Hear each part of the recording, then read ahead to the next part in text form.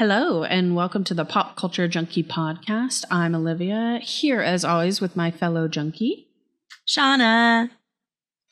So, Shauna, how the hell have we been? How are we living life? How are we living life? You know, day to day, putting my pants on one leg at a time. Oh, you don't jump in? No, I'm not coordinated enough for that. I'm 37. Yeah, I think at this time I would eat shit and hit the bed. Hopefully the bed.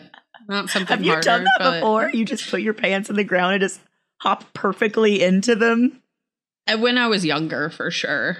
Probably because someone said, put my legs in one leg at a time, you know? And you're like, I'm not like other girls. I put on my pants different and special. I jump right in, seize the day. Carpe diem. Oh, Jesus Christ. Back when I had the will to live. I know. I'm like, carpe diem. Jesus Christ. Back when I was a measly 5 years old and still had a gusto for life. Yeah, there you go. Maybe when I was a baby, I could just leap into my pants at one jump. Anyway, how have you been? I have a gut. It is been a really rare moment in time where it's actually 70 degrees consistently in San Francisco. And one thing about living in a city where it is not always sunny and nice is there's just a sense of whimsy when you go outside and everyone is outside. One, because none of the places here have air conditioning. So you got to be outside. Just in general, you can't be in your house, but everyone is just so stoked and trying to be at a park. I'm so jealous of every time you send a video or a picture and you're just walking the streets with a drink in the hand and there's just a gay parade or a gay race or a gay concert or a gay Jesus. I want to do all of those things. If you do not follow me on Instagram, you probably missed it, but I went to this race in San Francisco. It is called Bay to Breakers, and it's either a marathon or a 10K. I don't know. It's not the point. It is the point, but it's not the point. So it has become this thing where it ends along the Panhandle and at Ocean Beach. So it's right by Golden Gate Park, and every year the runners dress up in these crazy costumes. It's become a whole thing, and everybody dresses in really odd clothing and stuff like that. There's a group of runners every single year who dress up as salmon, and they run the opposite way of the race. So it's just a silly, goofy thing inside the city. That is so funny. You weren't responding to the group chat all day. And I was like, what is she doing? And I looked at your Insta. I was like, she's at a gay foot race. Oh, okay. The gays are running for fun. And so all of the houses along the Panhandle, they turn their stoops into little mini DJ sets as well. So I had a friend who was DJing. So we went, Blake and I rode bikes 2 miles to get to this thing early in the morning, and then you rode your bicycles to a stoop party. Oh my God. Damn. Now life is looking up. Shauna already knows this, but today I got my birthday present in the mail from my mom, and it was a dog backpack so that now Ziggy can come on our bike rides and have a grand old time with us. It's so cute. I can't decide though. In his photograph, he looks both intrigued and also petrified. Is it a little bit of both? I think that's just Ziggy's face. I think that's just Ziggy's face. It's a little Cash Patel. Yeah, he's giving Cash Patel for sure. He's giving Cash Patel. Yeah, no, we'll see how he does, because after we're done recording, I'm going to go ride my bike with Ziggy in the backpack. Oh my God, you fucking hipster. It's going to be fun. Goddamn hipster. It's an e-bike, so I don't know if I'm a hipster. I feel like a hipster would say that's selling out. Maybe I'm just going full tech bro. I have an e-bike. Well, Andrew has an e-bike, but I've never our e-bike. I've never done it. It's our e-bike. I've never controlled it. I've always been in the little seat in the back. He always rides it, and then he's got a little tandem seat. bike. Not really. It just has e-bike? he bought me a little like cushion seat, and I like wrap my arms around him, and I look like Yoda on Luke's back. Beautiful. You know, it's like you have a Ziggy backpack. Yeah, I'm in his little Shauna. I'm the little Shauna inside of the backpack instead of Ziggy. So I've never actually done any pedaling. Okay. Well, you can imagine that it's just like riding or controlling another bike, but this time you get a little boost every time you pedal. It's quite nice, honestly. Zip, zip. Yeah, sometimes I'm like, oh, should we not use the electric bikes? Get like a good like little workout in, and we're like, absolutely not. No, definitely we're going not. up San Francisco hills. Like that's insane. Yeah. But people do that all the time. I have one of the steepest streets in my neighborhood in all of the city, and I see people just steep. riding their bike up that thing. No e-bike at all, and I'm like, this is why you're better than me, you know? Fabulous buns and thighs everywhere in your neighborhood. Those asses are just out of control because that hill is steep. I remember we were walking it like drunk home from the bar one night and just like, that's not even the steepest one. That's not even the one I'm talking about. That one's just crazy. Oh my God. Yeah. But yeah, absolutely. It is crazy. What's funny though, is I wouldn't say like great asses in San Francisco. They probably exist, but everybody just wears really baggy clothing. So like, I don't know. True. That's kind of like the Gen Z thing now. Like I don't know. Everyone wears baggy jeans. I went to Levi's last week because I was like, I want some new jeans. All I have are skinny jeans. Yeah. And they were like low rise, extra baggy. And I was like, I can't do it. I got like a boot cut, like straight leg situation. Okay. Because I feel like those will always be in style, right? Just like a 501 Levi's. Yeah, boot cut. But like, no, I got a pair of low-rise jeans at the thrift store. I don't think I ever sent you the picture. I got a pair of Calvin Klein jeans that were high-rise skinnies, and they were cute. But then I got a pair of Lucky Brand jeans, and I couldn't tell they were low-rise until I got them home and put them on. And I was like, no. How big was the crotch? I mean, not as low as like we used to wear, but too low for my millennial body. Okay. Like God, if I still had the abs that I did back when low-rise jeans were a thing. I know. But c'est la vie, one leg at a time, am I right? Yeah, there's no jumping into those bad boys. You're really we started with pants and made it back to pants. Yeah. Everything comes back to pants in the end, you guys. Everything is circular, as one would say. So yeah, a few weeks ago, Shauna shared her favorite movie, V for Vendetta, with me, and I'm here to return the favor by making her watch one of my favorite movies, Eternal Sunshine of the Spotless Mind. I love this movie so much. I think if you were to ask me, like, okay, what type of movie do you really enjoy? I love, like, simply put, a mindfuck of a movie. Yeah. I like it whenever 30 minutes in, you are, like, asking yourself, like, I have no idea what is going on at this exact moment. Are they here? Are they there? Am I supposed to understand what's happening? So you like a non-linear kind of movie where it kind of hops all over the place a little bit?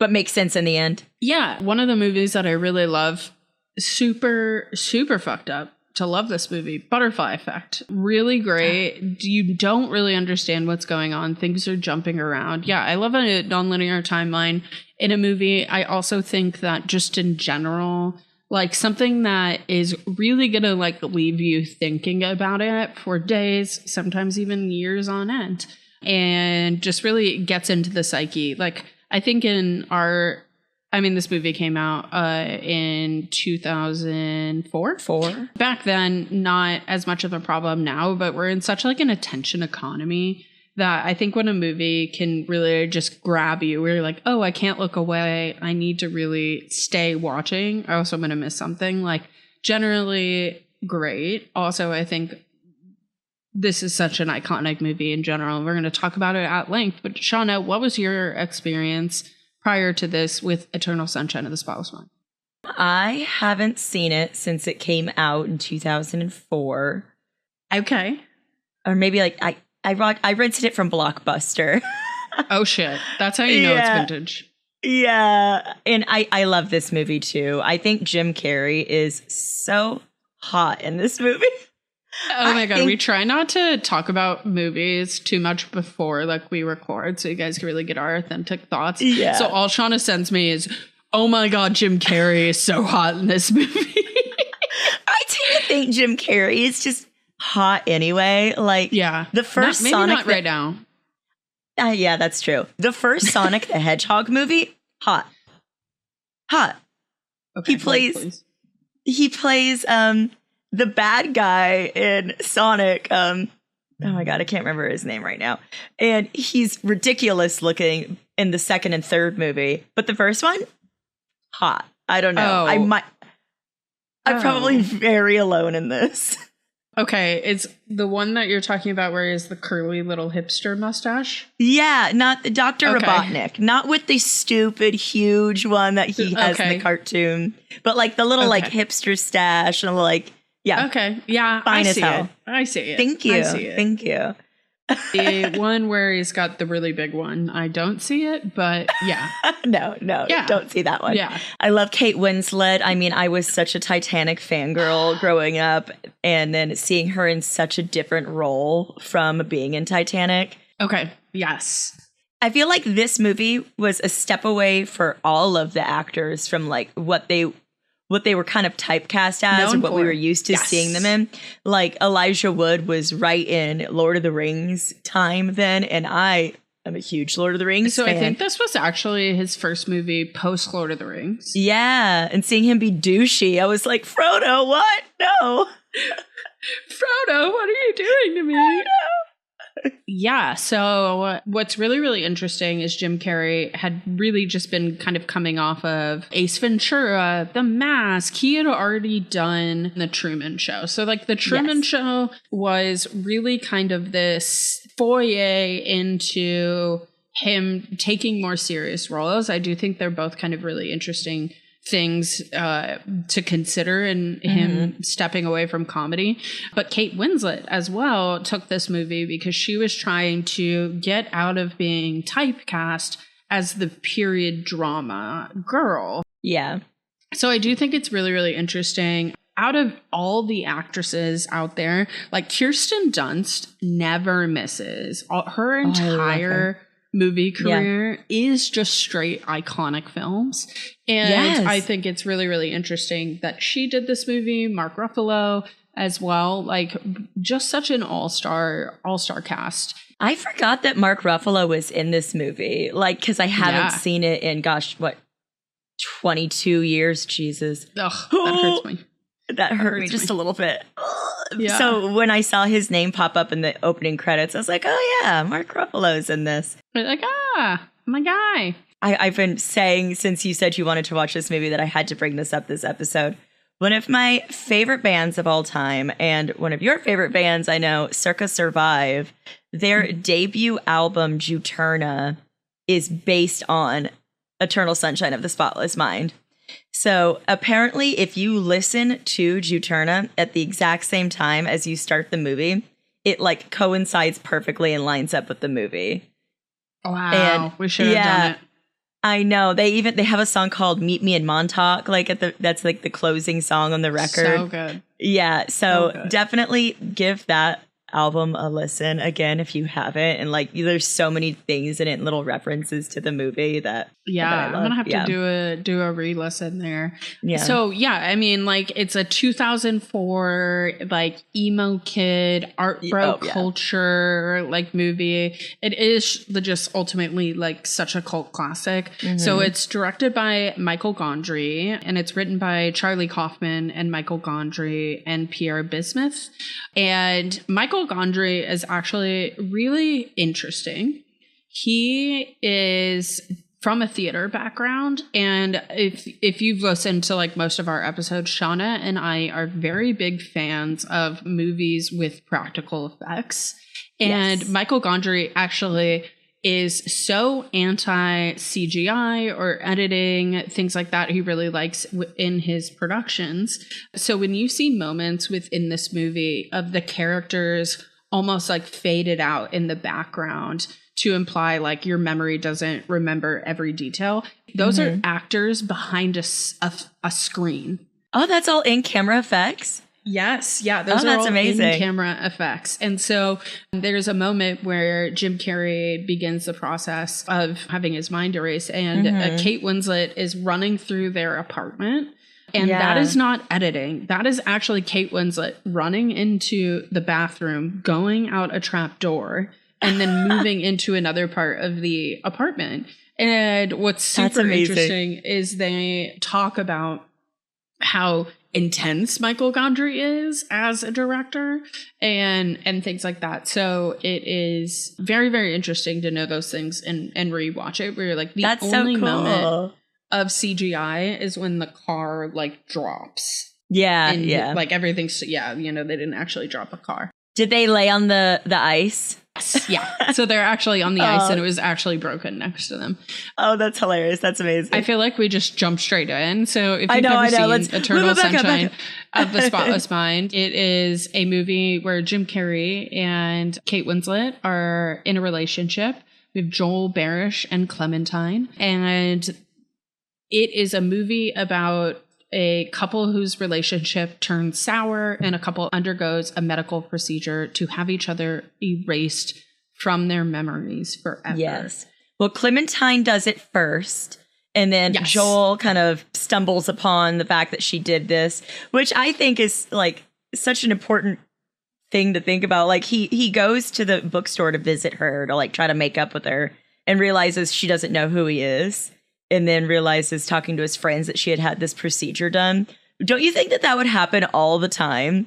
That you would like run into your ex and be like, oh, hey. And they'd be like, who are you? Because he doesn't actually know that she doesn't recognize him. He just thinks that she's ignoring him. Yeah, that's true. He doesn't realize it until like his friends tell him. Yeah, until his his sister and her husband tell him. Yeah. But so it's ultimately, I mean, if you've ever seen pictures or stills or clips of this show, Kate Winslet as Clementine is so iconic. I'm obsessed with her. With her blue hair, her orange hair. So my favorite is her red hair, when she has like the fire engine red hair. Yeah, I like that too. But she has so many good ones. She has a span of multicolored hair. She is your typical blue-haired liberal living in New York City.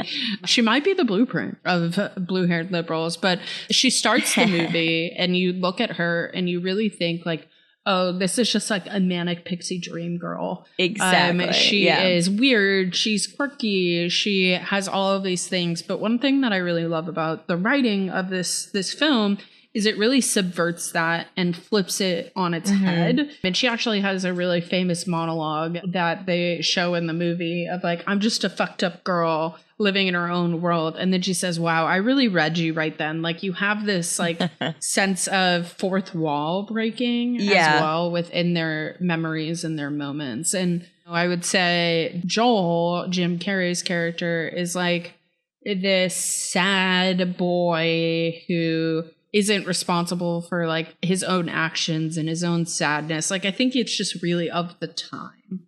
Yeah, I agree. And the manic pixie dream girl, I mean, I'm sure everyone's heard that term by now, but like it's kind of that weird quirky girl that every guy wants to date. She's a guy's girl, you know, she doesn't fit in with the other girls. She's smart and well-read and likes the Pixies and dresses fun. And like, you know, she rescues him from his boring life and then they live a life of wonder together. And I mean, she does fit a lot of those tropes, but at the same time, Clementine is fucked up, right? She's depressed. Yeah. She's angry. She's impulsive. She's annoying. She's annoying as all get out, but like it works for her. And, you know, they balance each other out so well because he is bored and depressed and sad and she's impulsive and depressed and sad, right? So they kind of fill in each other's gaps. Yeah. And like we mentioned in the beginning, like it is a non-linear timeline. So we see them meeting and ultimately you see Clementine as like this really self-assured, confident woman who is like unapologetically her and just like so upfront. And then Joel, who's very like in their head and things like that. And you see them meet, which we think is for the first time in the movie as well.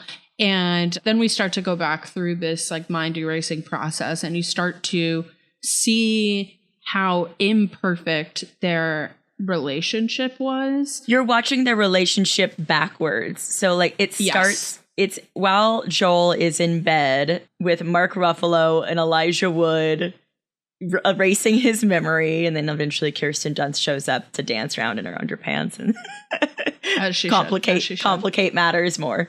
Yeah. But yeah, you start with like his most recent memory of their last fight, and then kind of go backwards through the relationship until, you know, we get into all the beginning and the happy memories. And then her hair kind of gives you, like, the audience a hint of where in the timeline this is too, because she dyes her hair so often. And when we first meet her, it's that blue color. And we think that that's when they meet, but it's not. Yeah, her hair is such an interesting thing as well, because like when they're together, it's always a solid color. Yeah. She's very like intentional about that. But as we know, she's had her mind erased, Joel erased from her life. She starts to let like her blue hair really grow out and things like that. And it gives us this kind of like point in time narration. Mm-hmm. But I think what this movie does so well is it really has a lot of different questions that it's asking you. And like it's trying to say a lot. Like I think that one of the core themes that I see within this movie is love isn't meant to be perfect. Yeah. And the ending of this movie, which if you haven't seen this movie and you're listening to this, we're spoiling it. Spoiled. The ending is insane because they literally hear tapes of themselves like describing the reasons that their relationship failed and why they shouldn't be together. And they decide ultimately to try again. It's so serendipitous that they meet again, right? Like the thing that we see in the beginning is actually them coming back together after they've had their memories erased. And still just being so drawn to each other, and her, you know, being like, have I met you before? Like there's just like a cosmic pool between the two of them. And I love like him dropping her off, and then Elijah Wood's character coming up to the car and being like, can I help you? And Jim Carrey or Joel has no idea who this man is or why he's asking him that. And as a person watching the movie for the first time, you're like, why is he asking him that? He's just dropped this girl off. Mm-hmm. But Elijah Wood's like, seriously, after I did all of this work to erase them from each other and swoop in and steal her, he still fucking shows up. They still find a way back to each other. Yeah, I think one of the really interesting things of this movie is it's asking, are soulmates, are like two people fated to be together? Yeah. And even if we lose our memory of one another, are we still meant to be? And what does that look like? And I still to this day, like every time I watch it, think differently. Or is it that their memories like weren't actually erased well enough and there were still those things? Does the body like continue to feel those things? Is it fate? Muscle memory? Is it, you know, all of those different things. But I think it is really like a Rorschach test of where you are in that moment in time. I think that I've always, you know, really looked at things differently. Like when I was younger and I first saw this, I saw it as like, wow, they're soulmates, they're meant to be together. And then it's like, okay, as I get older, like that changes. Yeah, or like where you are if you're in a relationship or not, or how you're doing, right? Like, or how old you are. If I, you know, watched this as a love-struck teenager, they're soulmates, they're meant to be.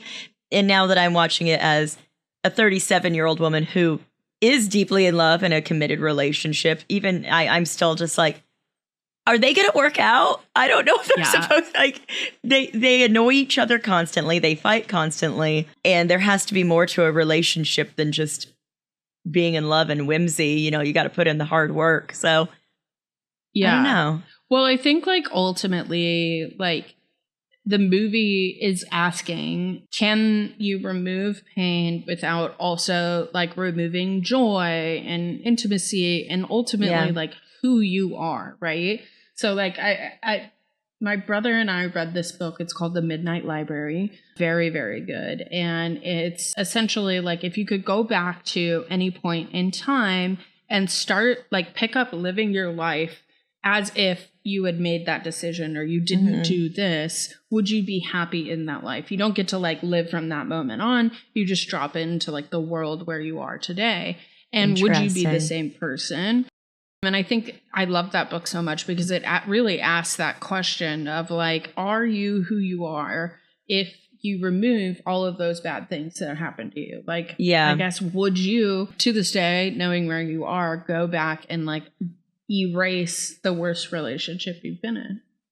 Yeah. And would you? Would I? No. Interesting. No, okay. I've been thinking about that for days because I knew we were going to bring that up. Like, would I remove the worst relationship I was ever in? And no, like it, you know, I went to therapy about that relationship and, you know, it turned, you know, it probably created some bad habits in me and ways that I thought about myself for years. But even so, I think that it like turned me into the woman that I am today. And how I stand up for myself. And I would be too afraid of the ripple, like the butterfly effect. Like if I went back and changed, or not even changed it because it still happened, right? Or just erased it from my memory. Forget it. Yeah. Like what person would I be today? Would I be with Andrew, right? Like would I find my way to him if I forgot all the lessons that I had learned from that previous relationship? There's also a scene in the movie where Joel first goes to, what is it? Lunatic or something? Lacuna. Lacuna, thank you. Lunatic. Lunatic. It's close. He first goes to Lacuna and he sees a lady sitting there with a box of like what is supposed to be maybe like a dead dog's stuff. Like it has her dog's bowl in it and a collar and like a bone sticking out. And she's just crying. And I was like, how could she? Like, there's also moments of like people like looking at their kids. Maybe like a kid who died really early. Like it is the question of like grief as well on top of like failed relationships, right? Yeah. And there's such a difference there because like your dog didn't break up with you when it died, right? Yeah. It was just like the natural circle of life. Like your kid didn't ask to die or break up with you. They just died. Like same with like a deceased spouse or parent, right? So unless your dog did break up with you, your dog one day is like, Susan, you've been feeding me least 30 minutes late every day, bitch. Is that what happens when a dog runs away? They're just breaking up with you. Whenever my dog runs away in The Sims, I'm always like, I am such a good dog, Mom. I take you to the vet every time you turn polka dots or get a red nose. What the fuck? I feed you so many times. Anyway, we digress. But like in a relationship, you do break up with each other, right? Can you think of anything in your life that you would want to forget, even if it wasn't a relationship? I think in the moment I could have probably been impulsive like Clementine to be like, erase this, make me not feel it. I think in hindsight, no. Like what comes to mind, like when I was younger, is like I had a restraining order on someone, right? And where I'm like, oh, could I go back and like erase that? I think when, again, Rorschach test, when I was younger, yes. Now I'm like, absolutely not. Yeah. I think those moments really do change you. And I think that this movie really talks about memory and appreciation of the things that you've been through, both bad and good. Yeah, and who it turns you into as a person. So deep. You know what would be cool though? Is if you could make someone else forget something about you. That I would do. That would If I was like, oh my God, I want everyone to forget that I tripped in that dance recital in the 7th grade. Boop. Or I want everyone to forget about that stupid thing I said after too many cocktails. And, I wish they didn't remember that I shit my pants. If I could have everyone forget that time I shit my pants. No, I would have to erase a lot of memories. You'd be just straight wiping. You'd have just like the premium subscription. Just like I didn't wipe my ass, just wiping memories. Just you forget and you. Yeah, I think that'd be that cool. It's really, really interesting to like think about what this movie is saying. And it's also asking the question of like, did you appreciate the good moments until they were disappearing? Right? Like even in the end of a relationship, like he's like, oh, all of it was bad. All of it was negative. And then as it starts to be taken away from him slowly, he's like, no, wait, this person is actually amazing. I love them. And, you know, like those tiny moments, like going to the grocery store, getting jewelry, like silly moments of opening up. Like I think that it really does talk about how memory is so tied to emotion and things like that. Yeah. Let's take a quick little break and then we'll get more into this deep memory talk because I'm really loving this. So before we return to talking about the eternal sunshine of the spotless mind, we'd like to remind you about our Patreon. Don't erase this, okay? Our tiers are really affordable. We know how hard it is to support creators, so we wanted to make it really easy for you guys in this late stage capitalist nightmare world that we live in. Even a small amount can make a big difference. So go to patreon.com/popculturejunkiepodcast and subscribe, and you'll receive a reward like early access to our episodes or a special shout out from us.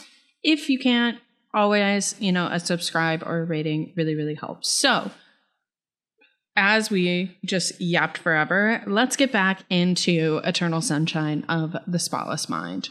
Okay, I have a question for you. And I think that this is kind of at the end of the movie when they do kind of watch through their tapes and realize that they do want to stay together. These little tiny moments that you mentioned are romanticized with them, right? The buying the necklace, the going to the grocery store, just the small things.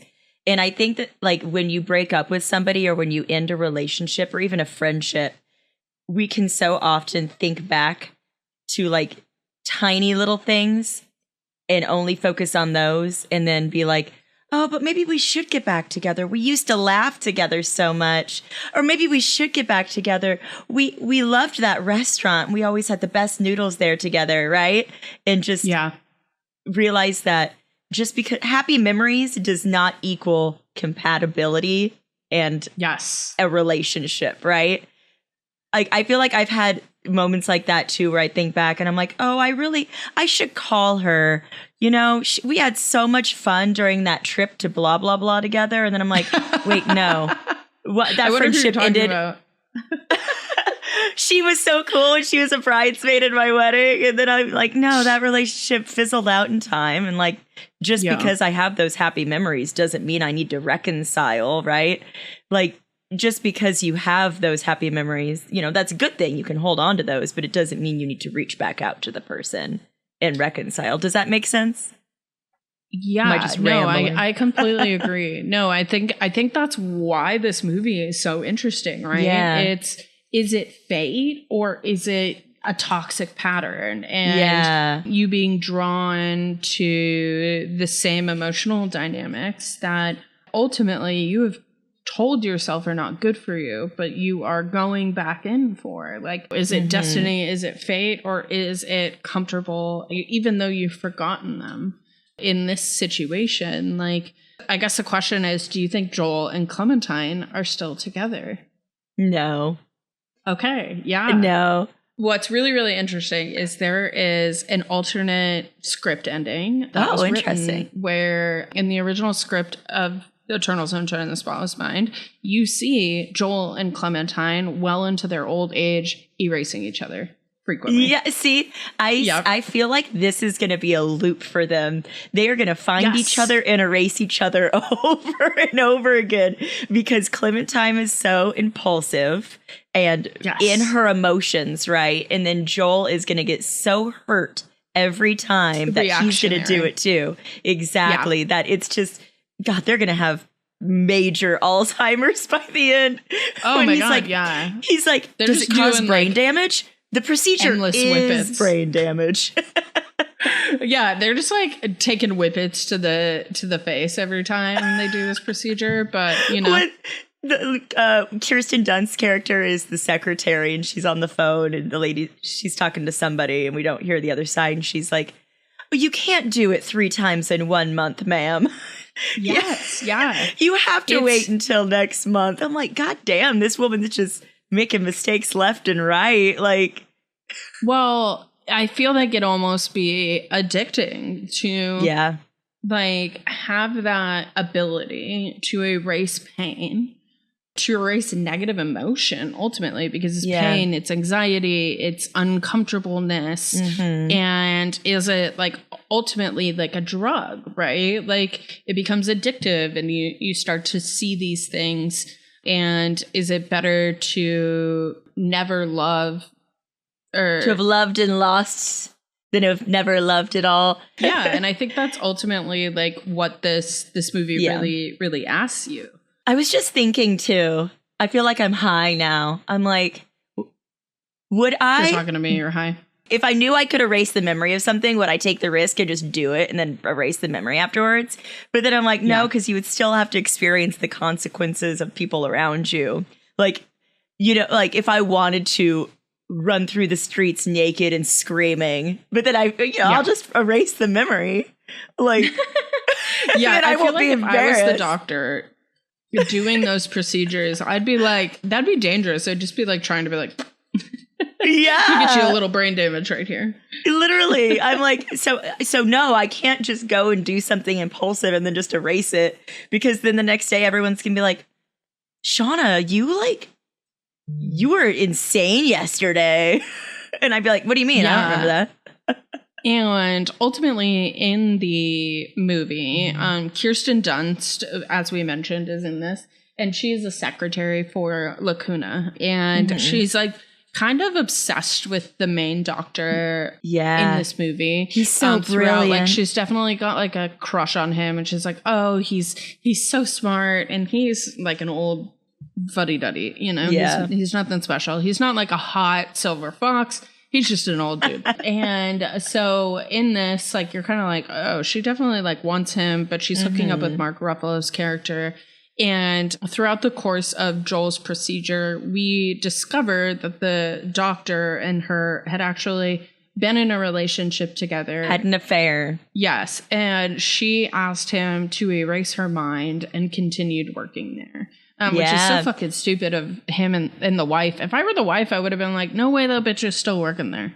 Yeah, right? Like just because she go. doesn't remember doesn't mean that the consequences of her actions are still there. Exactly. Like, she might have forgot, but the pain that she caused, and that he caused, like, it is still raw, and he knows that he slept with her and that they had an affair. Like, it's and so I think messy. I've been like, what? I think that is really, really interesting because Kirsten Dunst throughout the entire movie is a very willing participant in helping other people do this, right? Yeah. Like, she's like, yes, it's amazing. She definitely believes in this. Yeah, she's a big believer in it. And then it happens to her. And she flips her script and ultimately sends everyone their tapes and reminds them that they wanted to do this, and she thinks that they should know. Yeah. Which I think is also an interesting point it's making, where it's like they're like in this hypothetical world, there are people who are profiting off of it, but then it happens to them. And the answer to that question is very different whenever it's themselves. Yeah. So, dude, I imagine all hell breaking loose in this society. Like, she was printing out a lot of... Yeah, like a lot of those letters went out. It shows that printer printing out a ton. So a lot of people have gone through this procedure, right? So, like, if you just, I don't know, I feel like people would just be losing their goddamn minds. Like, I did what? Who died? Oh, God. Like, who am I? I erased my dead child. Yeah. Oh, my God. I had a kid. I had a dog. Is that why? Like, I feel that way. Everyone would just peeing all the time. I got a kid. I shit my pants how many times? Oh my God. What? No. every day. I haven't been to a gastrointestinal doctor. I have a medical condition. My God. It's so funny. It's so good. It came back to pants. It came back to pants. It came back to pants. It came back to pants. We are in a non-linear storytelling here, but all roads lead to pants. That, you know, it's a good point of if you've forgotten, like if you've erased the lessons, are you destined to repeat them until you learn them? I think personally in my own life, yeah. Yeah. Sometimes I'll learn the same lesson 5 times and I still won't learn. I had to keep dating the same version of a very terrible man until I had to take a step back and be like, okay, you're the common thing here. You remind me of someone. Wait a tick. I didn't even.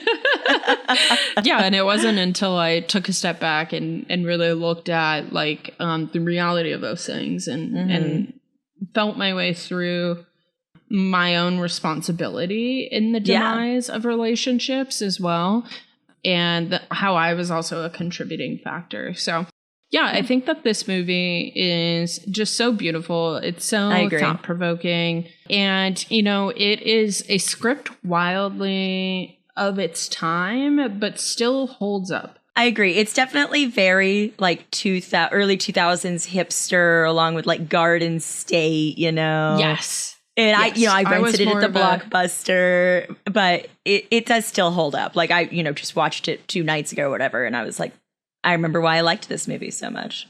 Yeah, it's amazing. I truly wanted to be Clementine so bad when I was younger. God, right. I still think she is so iconic. She's amazing. Messy, I love her. Messy and all. And, I did rewatch it and say, should I dye my hair fire engine red? You do that and I'll do the blue. I mean, I already have crazy. Yeah, you could throw the blue in there easy. See, I would have to go fully bleach blonde again, and my hair really didn't like that. When I just learned bleached my blonde lesson from purple hair.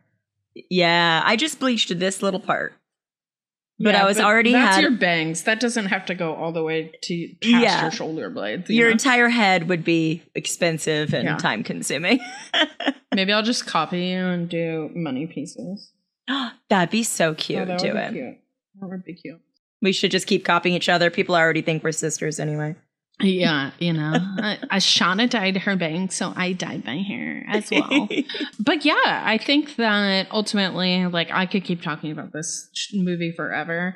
I'm curious for anyone listening what your thoughts are, really what you think what the film is trying to say, what like things you think that we missed, and would you erase? Yeah. Would you erase someone? Yeah. Or a painful, awkward memory in your life. Yeah. Also, what is your favorite Clementine hair color? I think those are the important ones. The moment where how do you put on your pants? How do you put on your pants? Yeah. The moment where she has the little space buns with the double chopsticks in them. And the tendrils. So cute. Yes. So good. So good. Ariana Grande agrees. She did do an album, Eternal Sunshine. Yeah. Not as good as the Circus Survive album, but that's okay. Yeah. We'll forgive her. This is also like Ariana Grande's one of her favorite movies. And I think that really checks out it does. For everything. She's also obsessed with Jim Carrey, just like us. He's hot. So fine. He's so hot. Oh. And Kate Winslet in this movie. Ooh, baby. Oh, yeah. She's gorgeous, too. Kirsten Dunst is gorgeous. Mark Ruffalo. I have a huge crush on Elijah Wood, but he's really creepy and I was icky a Frodo girly. Gross in this movie. Oh, we didn't even talk about this. It's really interesting. So I think that Elijah Wood is also like a great part of this. Is it fate or is it a pattern? Because Elijah Wood tries to steal those same moments. He's forcing himself and Joel had. Yeah, but they don't hit the same, right? So it's like what makes connection and love. See, I'm starting again. He's faking it. He's faking it the whole time. Yeah. But great movie. Ultimately, Really, really love it. But Agreed. We are going to give you guys a chance to erase us. Not really. Please don't follow us. But Shauna, where can our listeners find you online? You can find me, Shauna Trinidad, at Shauna Trinidad on Instagram and Threads, ShaunaTrinidad. And you can find me on Instagram at Libby Maries, Livimaries. You can see me doing gay shit, as Shauna says. I got really what? With who? I'm missing going that. to gay. Going to gay shit. And we'd hate for you to forget your favorite pop culture junkies. So be sure to go online and bookmark our website, popculturejunkie.com. That's where you can find links to the podcast, along with all of our socials, blog posts, the Pop Culture Junkie store, and a way to contact us. You can also find our Pop Culture Junkie support group on Facebook. We'd love to hear from you there too. And please take a second to follow, subscribe, rate, review the show, because it really does help us get discovered. Hey, we got top 50 indie entertainment news podcast. Yes, so we love that. it. Thank you guys for listening. So that was a really cool moment. Help us get to top 50 on the main charts, and we'll love you forever. We're number one. We're number one. Number one. Let us do weird shit. Let us shit our pants. Let's quit our jobs. Let's quit our jobs. Okay. That would be nice. And sign up for Patreon at patreon.com/popculturejunkiepodcast. And you'll get an uncensored sneak peek at our next episode and a special shout out from both of us. Come back next week for another hit of pop culture. The Pop Culture Junkie podcast is produced by Jeff Markin and Cheryl Lightfoot for the Pop Culture Entertainment Network. So entertain me right now. 'Cause I need it bad.